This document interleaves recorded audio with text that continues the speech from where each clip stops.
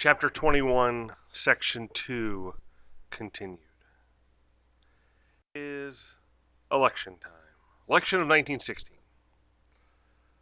The Democrats are going to nominate Woodrow Wilson again. Wilson assures that he will keep our neutrality, and he is narrowly going to defeat the Republican challenger Charles Evans Hughes. January 1917, Wilson calls for peace without victory. Wilson says the only way that you can have lasting peace is amongst equals, not with somebody who wins and somebody who loses, but you have to have no winners, no losers. If you have a winner and loser, the loser is going to want revenge. There will always be the threat of war. But the thing is, both sides refused to mediate. Neither side wanted anything to do with this peace without victory. Both sides thought they could win. The Germans realized that the United States is possibly being pulled towards this war.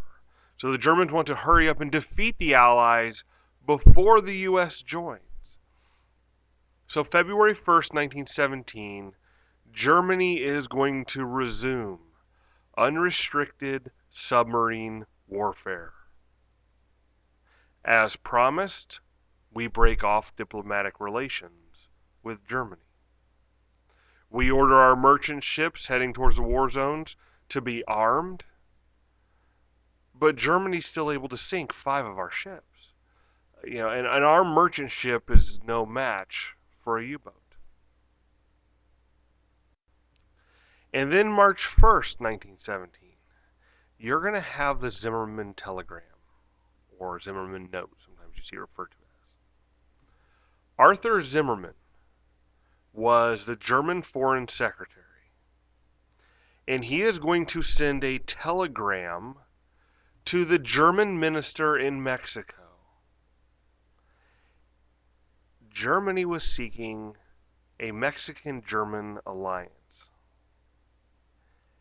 And as you can see promised in that telegram there, Germany says, hey Mexico, if you'll join us and help us in this war against the U.S., we'll help you get back that land you lost to the U.S. years ago.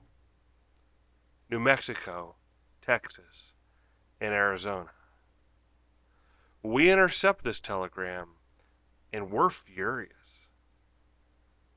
We weren't at war with Germany, but Germany is making plans for war against us and trying to get our neighbors to join them. We're ticked. By the way, Mexico stayed neutral. They decided they didn't want anything to do with this. But on April 2nd, 1917, Wilson asks Congress to declare war. To make the world safe for democracy, he said.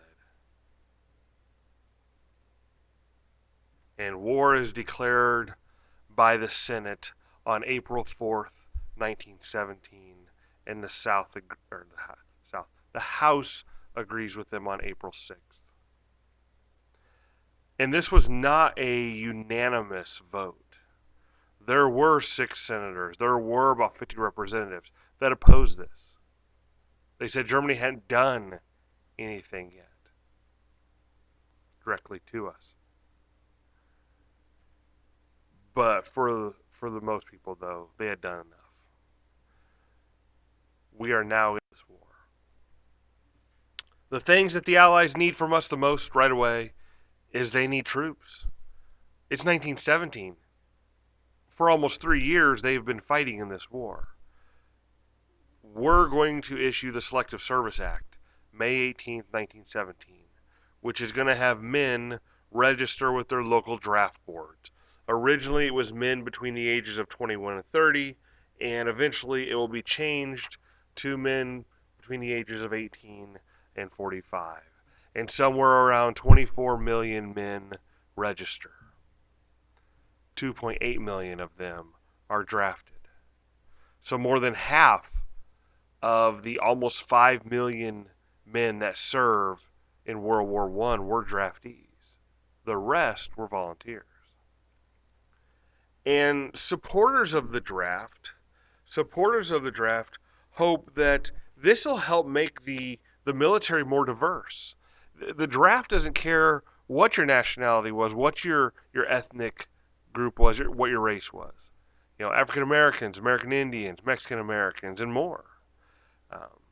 But in actuality, the military was still segregated. The military was still discriminatory. One of the biggest things I see is American Indians, for example, they're being drafted by this, but they weren't even allowed to be citizens yet. American Indians are not granted citizenship rights until 1924. The Marines weren't, if you're African American, you couldn't go to the Marines. If you're African American in the Navy, you're probably working kitchen duty. A lot of times the African American units were all black, except for the commander who was white. Until eventually they do get some African American officers trained. If we're going to be drafting all these people, we're going to build these massive training camps where soldiers go through medical exams, learn military rules, drill with the equipment, they exercise, learn how to fight. You got to learn how to shoot rifles, but you also got to learn hand-to-hand combat with bayonets, because remember, you're going into a trench warfare here. American troops began arriving in France in June 1917 with the American Expeditionary Force. It's made up of regular Army, National Guard, some new recruits, all led by General John J. Pershing, Blackjack Pershing, as he was called. The reason he's leading our troops is because he was our most experienced combat officer in the Army. One of the things that Pershing refused to allow was he refused to allow U.S. troops to integrate with the other Allied troops. U.S. troops were going to remain a separate unit. We weren't going to let other countries control our troops and possibly put them straight to the front lines.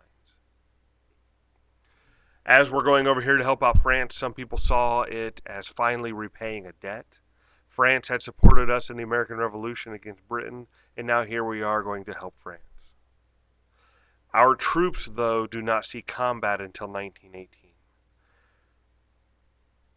Once we got over there, Europe was a mess. They've been in this war for, 3-4 years.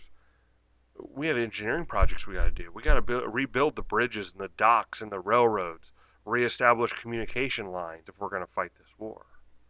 Women also go help in the war effort in the Red Cross or the YMCA or in the Army hospitals. The Navy is going to use a convoy system to get all of our people and things over there. U.S. warships are going to accompany the merchant ships, are going to accompany the transport ships.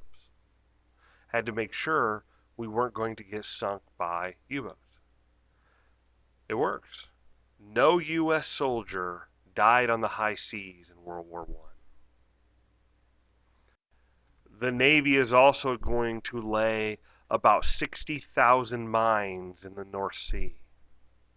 From Norway to near Great Britain over there, 240 miles across, 60,000 mines, which are going to be a huge hazard for U-boats returning back to Germany.